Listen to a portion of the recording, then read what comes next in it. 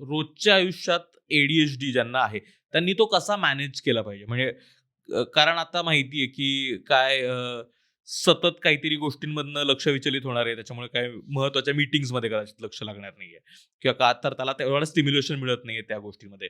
सतत कुठेतरी धडपडणार आहे, काहीतरी कुठेतरी जखमा होणार आहेत, लागणार आहे, जे तुम्हाला नंतर लक्षातही राहणार नाही. एव्हरीडे लाईफमध्ये काय गोष्टींची काळजी घ्यायला पाहिजे? कारण बऱ्याच गोष्टींकडे लक्ष नसणार आहे आणि त्यातनं काहीतरी होणार आहे, कदाचित इजाही होऊ शकणार आहे. तर काय काळजी घ्यायला पाहिजे? ADHD असणाऱ्या लोकांसाठी ADHDची धार कमी करणाऱ्या अनेक गोष्टी आहेत. रोज व्यायाम करायला पाहिजे. त्यांनी मेंदूला एक विशिष्ट प्रकारचं ट्रेनिंग आणि स्टिम्युलेशन मिळतं, ज्याचा फोकस सुधारायला मदत होते. तुमच्या डाएटमधलं जे डॅमेज आहे ते तुम्हाला बंद ठेवावं लागतं. तुम्हाला तुमचा स्क्रीन टाइम कमी करावा लागतो. तुम्ही जेव्हा हातात एखादं काम घेता तेव्हा तुम्हाला तुमचं डेस्क पूर्ण रिकामं करून बाकी सर्व गोष्टी बाजूला ठेवून ते काम करावं लागतं, म्हणजे तुमचं सतत इकडे तिकडे लक्ष जात नाही. सर्वात महत्त्वाची गोष्ट म्हणजे फोन स्विच ऑफ करून दुसऱ्या खोलीत ठेवावा लागतो. रिसर्च असं सांगतो की तू नुसता फोन पालथा जरी ठेवलेला असला तरी त्यातला नोटिफिकेशनचा आवाज किंवा त्याचा स्क्रीन ग्लो होणं किंवा तो फक्त तिथे असणं हे तुझं अटेन्शन फ्रॅगमेंट करायला पुरेसं आहे. तो तुझ्या माइंड फ्रेमच्या बाहेर असावा लागतो. तर या छोट्या छोट्या गोष्टी करता येतात, टायमर्स वापरता येतात, कोणाची तरी मदत घेता येते.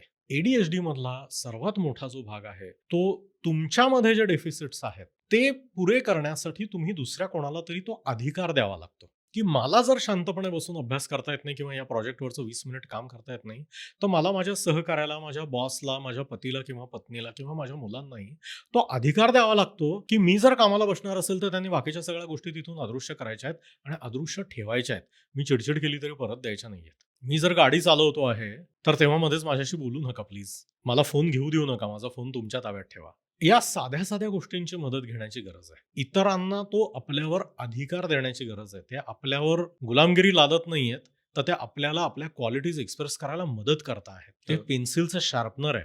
त्याच्यामुळे इतर लोकांकडे ते शार्पनर म्हणून बघायची गरज आहे की ते दुखतं, पण ते जर नसेल तर त्या पेन्सिलचा फार उपयोग होत नाही फार वेळ. हे भान राहणं त्यामध्ये गरजेचं आहे. आणि शार्पनरलाही हे लक्षात ठेवावं लागतं की आपण ती पेन्सिल पूर्ण संपवून नाही टाकायची आहे. टोकच करत बसण्याच्या नादामध्ये कामापुरतं टोक आलं तरी पुरेसं आहे.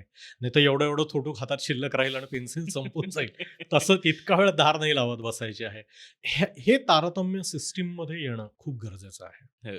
विशेषतः जे ॲडल्ट आहेत आणि ज्यांना वाटतंय आपल्याला ADHD आहे, त्यांनी स्मोकिंग बंद करणे, अल्कोहोल बंद करणे, शुगर बंद करणे, गांजा वगैरे गोष्टीच्या तर अजिबात नादाला न जाणे. एक तर ते बेकायदेशीर आहे, पण जर तुम्हाला कायद्याची भीती नसेल तर या सर्व गोष्टींनी तो ब्रेन अजून फ्रॅगमेंट व्हायला मदत होते. हां, तर ते थांबवायला पाहिजे.